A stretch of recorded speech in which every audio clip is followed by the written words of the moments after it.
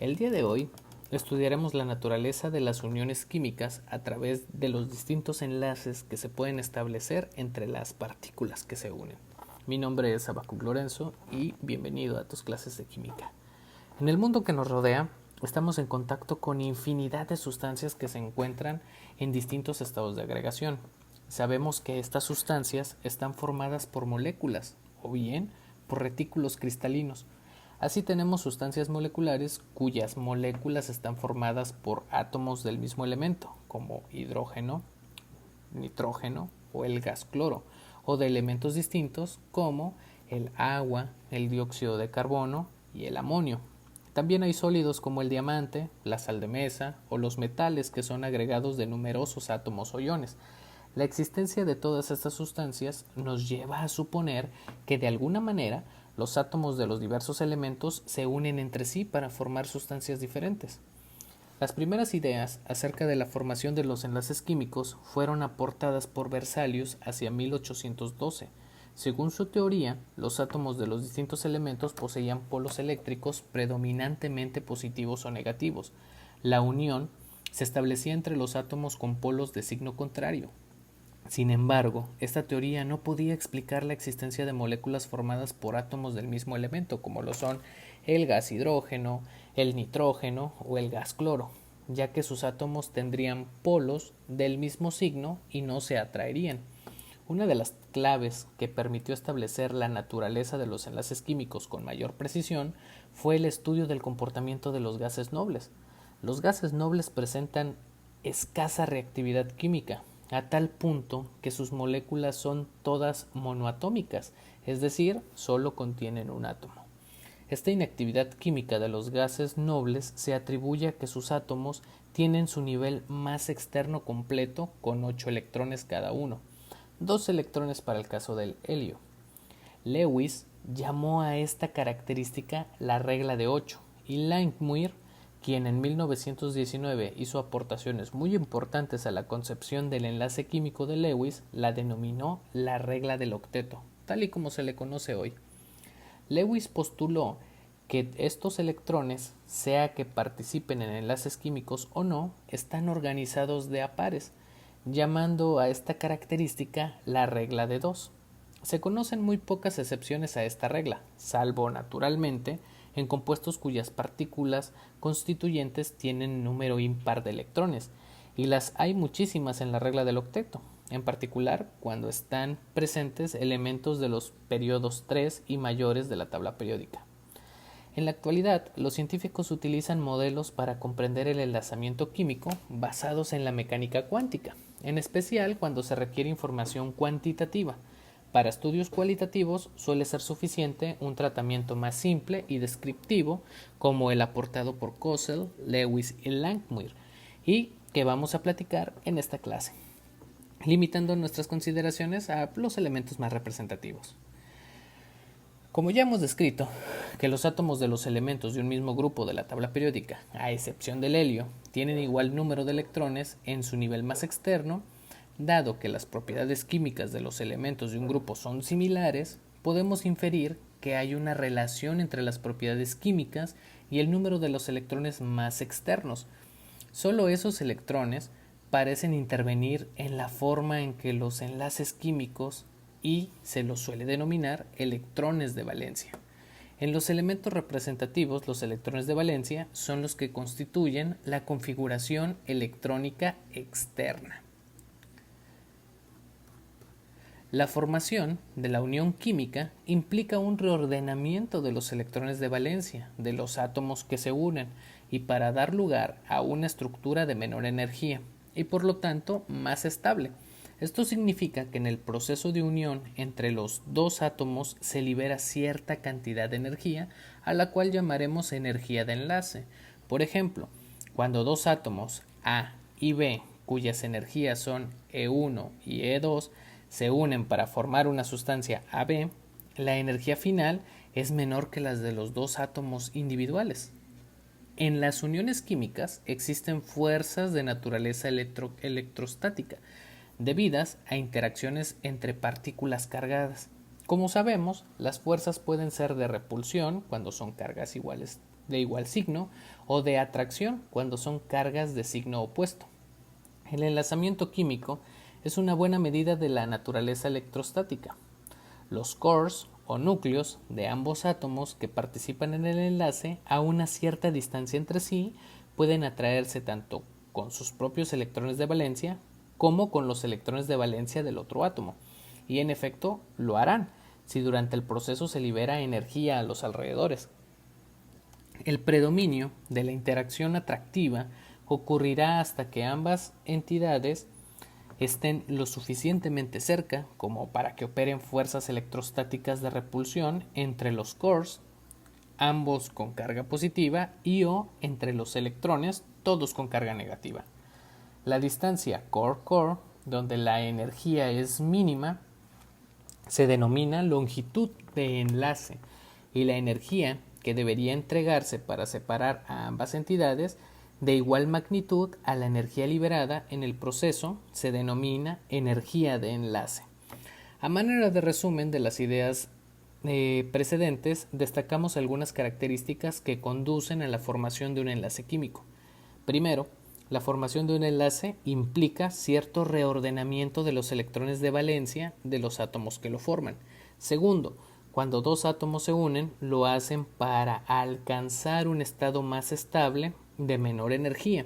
En el proceso de unión se libera energía, cuya magnitud es la misma que se requiere para la separación, o sea, la energía de enlace.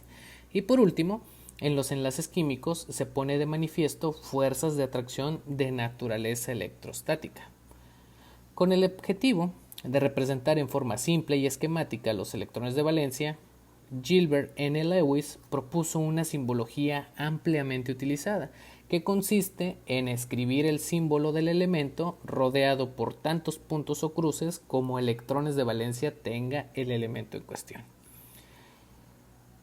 Aquí tienes que apoyarte de tu tabla periódica. Vamos a esquematizar una serie de elementos. Tenemos al litio, el berilio, el boro, el carbono, el nitrógeno, el oxígeno, el flúor y el neón. Hemos escogido estos elementos porque pertenecen a diferentes grupos de la tabla periódica. Comenzaremos con los más simples e iremos avanzando en cuanto a la complejidad. Por ejemplo, comenzaremos con el litio, que pertenece al grupo número 1. Los electrones de valencia que el litio contiene son 1. Por lo tanto, como lo mencionamos anteriormente, el símbolo de Lewis para el litio es el símbolo de litio acompañado de un punto que simula el electrón de valencia. Por lo tanto, tendríamos la letra L mayúscula y minúscula y un punto a un lado de ellos que simboliza los electrones de valencia que contiene este elemento. Para el caso del berilio, que pertenece al grupo número 2, sus electrones de valencia son 2. Por lo tanto, su símbolo de Lewis será el símbolo químico del berilio, que es Be, con 2 puntos que se encuentran a su alrededor. El caso del boro, que pertenece al grupo número 13, tiene 3 electrones de valencia, y como seguramente ya habrás relacionado, el símbolo de Lewis es el símbolo químico del boro, que es la letra B, con 3 puntos a su alrededor, lo que simula los electrones de valencia que tiene. Para el caso del carbono, perteneciente al grupo número 14, los electrones de valencia que tiene son 4, por lo tanto su símbolo de Lewis, así como lo adivinaste, es la letra C, con 4 puntos que simulan estos electrones de valencia. El nitrógeno, perteneciente al grupo número 15, con 5 electrones de valencia, exactamente, así como lo adivinaste, su símbolo de Lewis es la letra N, con 5 puntos a su alrededor que simulan estos 5 electrones de valencia. El oxígeno, que pertenece al grupo número 16, que contiene 6 electrones de valencia, su símbolo de Lewis es la letra O y 6 puntos a su alrededor que representan los 6 electrones de valencia.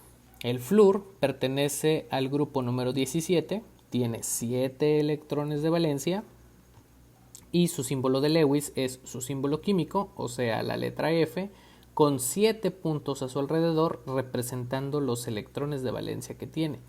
El caso del neón perteneciente al grupo número 18 y un gas noble contiene 8 electrones de valencia, lo que significa que su símbolo de Lewis será la letra Ne, que es el símbolo químico del neón, y 8 puntos a su alrededor representando los 8 electrones de valencia. Es importante señalar que en estos diagramas el símbolo del elemento representa el centro atómico o core del átomo, o sea, el núcleo más los electrones que no forman parte de la configuración electrónica. En el esquema siguiente vamos a representar una serie de símbolos de Lewis correspondientes a los gases nobles. Lo interesante de los gases nobles es que estos contienen 8 electrones de valencia, por lo tanto son monoatómicos. Por ejemplo, el neón, que estuvimos platicando anteriormente, contiene 8 electrones de valencia, por lo tanto su símbolo de Lewis será su símbolo químico, que es Ne, con 8 puntos a su alrededor. Para el caso del argón, su símbolo químico es Ar, sus electrones de valencia también son 8 y su representación como símbolo de Lewis sería el símbolo químico Ar con 8 electrones a su alrededor. El caso del criptón, otro gas noble, su símbolo de Lewis sería el símbolo químico del criptón, que es la Kr, con 8 puntos que simulan estos 8 electrones de valencia.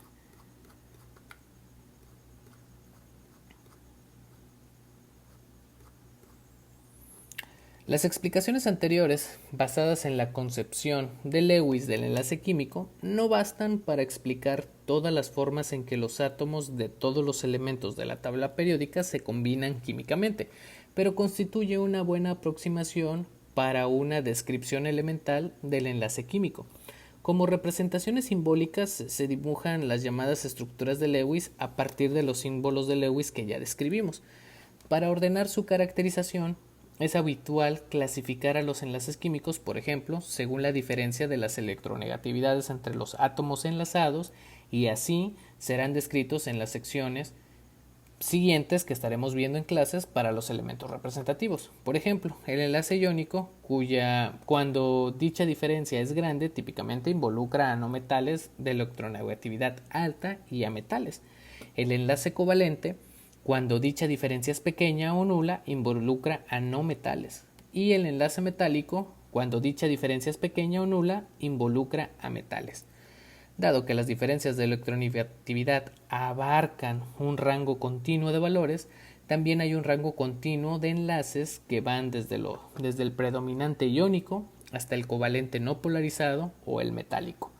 Los casos intermedios consisten en enlaces polarizados, a excepción de casos extremos. No hay límites precisos para predecir cuándo un enlace tendrá una característica de un tipo determinado, debido a que esta clasificación, como cualquier otra, es necesariamente arbitraria. Sin perjuicio de esto, vamos a tratar de desarrollar algunos ejemplos que presenten la menor ambigüedad posible. Por ejemplo, el enlace iónico.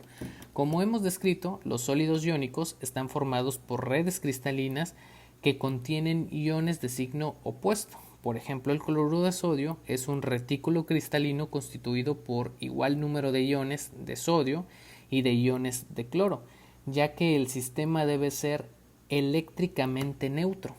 Si escribimos las respectivas configuraciones electrónicas destacando la configuración electrónica, pues vamos a poder revisar esta actividad. Descuida, esto lo revisaremos en clases el día sábado.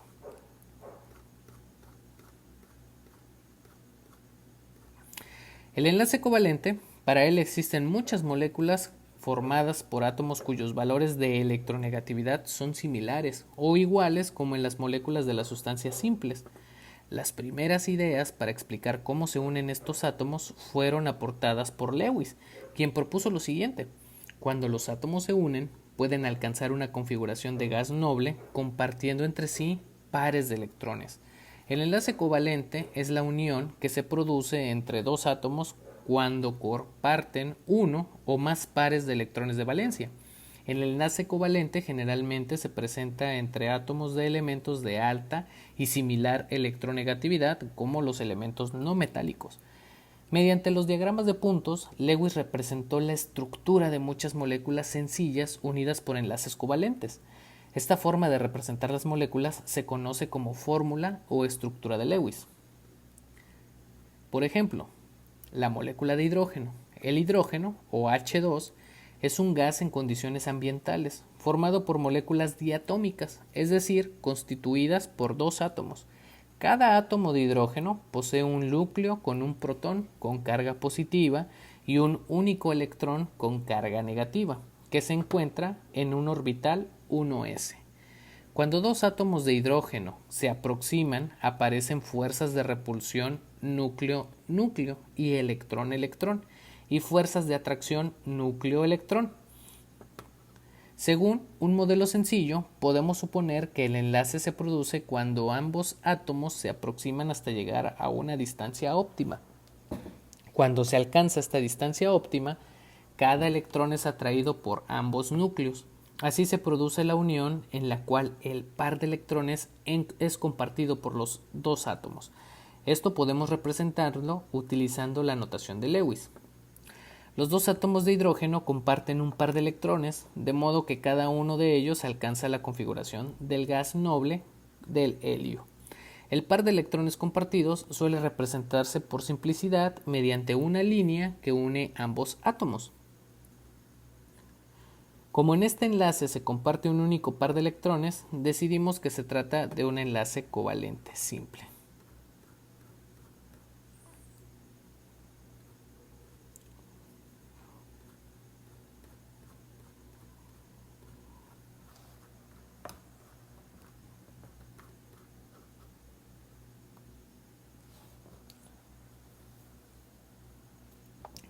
Algunos enlaces contienen una polaridad. Como platicamos anteriormente, hemos definido la electronegatividad como una medida de la tendencia que tienen los átomos de un elemento para atraer electrones en un enlace químico. Estos elementos, como los no metales, tienen un marcado carácter electronegativo, mientras que los metales poseen bajos valores de electronegatividad. La electronegatividad no es una magnitud que puede medirse sobre un átomo aislado, sino que solo se pone de manifiesto cuando se produce la unión entre dos átomos. Cuando se estudia la distribución de la carga o nube electrónica alrededor de los átomos que constituyen un enlace covalente, se encuentra que esta distribución puede ser simétrica o asimétrica. Si es simétrica, podemos decir que el enlace es covalente no polar. Si en cambio la nube es asimétrica, el enlace es covalente polar. El enlace covalente no polar es una unión covalente no polar que se produce únicamente cuando la electronegatividad de los dos átomos que participan en la unión es la misma. Es decir, si los dos átomos son el mismo elemento, por ejemplo en las moléculas de hidrógeno o de nitrógeno, en estas moléculas los átomos que se unen tienen la misma electronegatividad y sus núcleos atraen con la misma intensidad a los electrones de la unión. La distribución de cargas es simétrica alrededor de ambos átomos y decimos que se trata de un enlace covalente no polar. En los demás enlaces covalentes formados por átomos de distintos elementos, el par de electrones de la unión no es compartido de forma equivalente. Esto nos lleva entonces a un enlace covalente polar, que se realiza cuando dos átomos de distintos elementos intervienen en una unión covalente. El par electrónico compartido es atraído intensamente por el átomo más electronegativo. Consideremos, por ejemplo, una molécula diatómica formada por dos átomos de distintos elementos como el ácido clorhídrico, que es hidrógeno y cloro, en la que el cloro es más electronegativo que el hidrógeno. El par de electrones compartidos de la unión es más atraído por el átomo de cloro, que es el más electronegativo. Es decir, se produce un desplazamiento de carga electrónica desde el átomo de hidrógeno hacia el de cloro.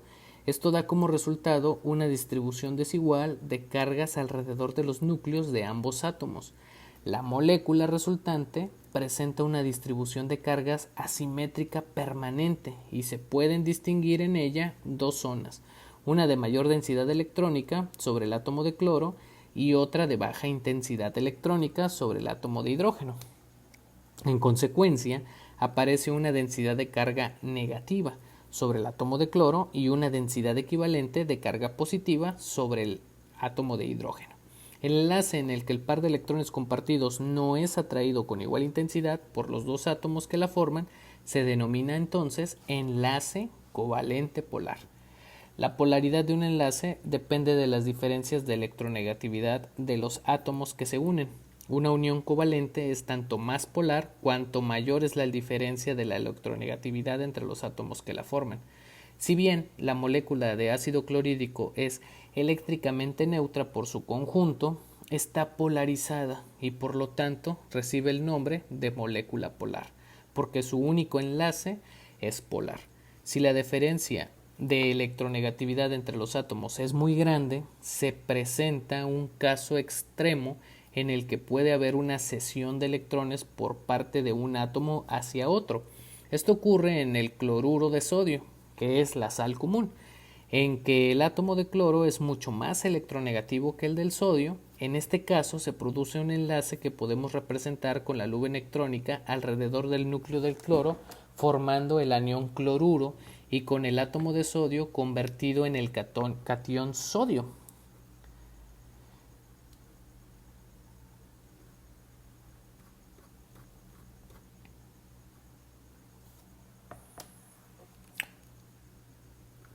En fin, ahora solo nos hace falta describir uno de los enlaces típicos en la química, que es el enlace metálico. La mayor parte de los elementos químicos, aproximadamente el 80%, son metales. Los metales y sus aleaciones presentan propiedades físicas y químicas particulares que los distinguen de las demás sustancias. Por ejemplo, el brillo metálico es característico de los metales y se atribuye a que en general sus superficies pulidas no absorben la luz, sino que la reflejan.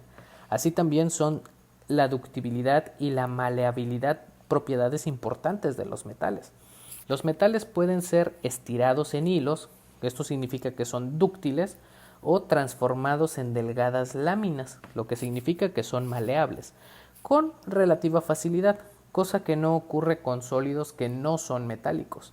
Así también contienen la propiedad de la conductividad.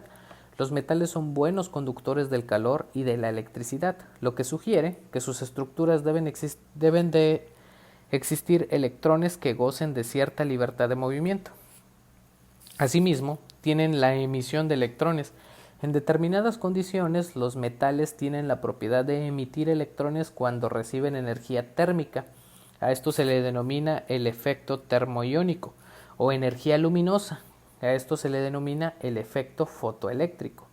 Estos hechos refuerzan la suposición de que tienen una estructura con electrones relativamente libres. Estas propiedades de los metales nos sugieren que sus átomos deben estar unidos de una manera especial. Sus propiedades físicas y químicas están estrechamente vinculadas con el tipo de enlace que presentan. Además, todos los átomos de los elementos metálicos poseen muy baja electronegatividad y baja energía de ionización, por lo que tienen gran tendencia a formar cationes. Con el objeto de explicar las propiedades singulares de los metales, podemos imaginar que los átomos de un metal constituyen una red cristalina formada por un conjunto de iones positivos y una nube de electrones. Estos electrones, que son los más débilmente unidos al núcleo de cada átomo, gozan de cierta independencia para moverse a lo largo de toda la red. Diremos entonces que estos electrones se pueden deslocalizar en las tres dimensiones de la red, manteniendo siempre la electroneutralidad. No están asociados con ningún core en especial, sino que forman una especie de nube electrónica que pertenece por igual a todos los átomos del cristal metálico. En estos cristales metálicos, los iones positivos poseen posiciones fijas, mientras que los electrones se mueven con relativa facilidad en el cristal. El sistema mantiene su estabilidad debido a la atracción existente entre los iones del retículo catiónico y la nube electrónica. La alta conductividad térmica y eléctrica se debe justamente a la presencia de los electrones relativamente libres. Al entregarle calor a un metal, Este lo absorbe, aumentando la energía cinética de los electrones, lo que permite moverse más rápidamente a través de este cristal, cediendo parte de la energía y calentando las zonas más frías. Los electrones gozan de cierta libertad de movimiento, al azar a través del retículo cristalino. Debido a la naturaleza aleatoria del movimiento, no hay en promedio un transporte neto de cargas. Entonces, ¿qué sucede si sobre un retículo metálico actúa una fuerza eléctrica externa? Sobre cada electrón va a actuar una fuerza de origen eléctrico, lo que obliga a desplazarse de una dirección preferencial a través del metal. En consecuencia, se registra en promedio un transporte neto de electrones. Este desplazamiento o flujo de electrones a través de un conductor metálico constituye la corriente eléctrica y explica por qué los metales son buenos conductores de la corriente eléctrica. La ductibilidad y la maleabilidad, es decir, la facilidad con la que se pueden ser estirados, forjados y doblados sin quebrarse, se debe a que cuando son sometidos a altas presiones, los cationes metálicos pueden deslizarse unos sobre otros debido a la nube electrónica que los separa. El brillo característico de los metales se debe a que los electrones de la superficie del metal reflejan los pequeños corpúsculos que forman la luz, denominados fotones.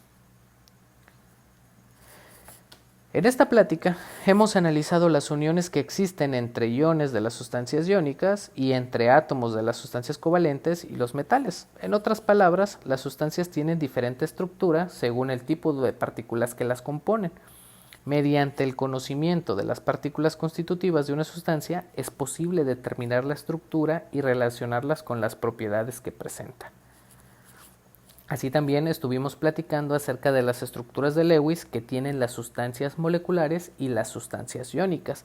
Sin embargo, pues te hacemos el exhorto a que leas los capítulos que estaremos poniendo en tu espacio de Moodle. Espero que esta pequeña plática te haya resultado interesante y pues nos estaremos viendo el siguiente sábado.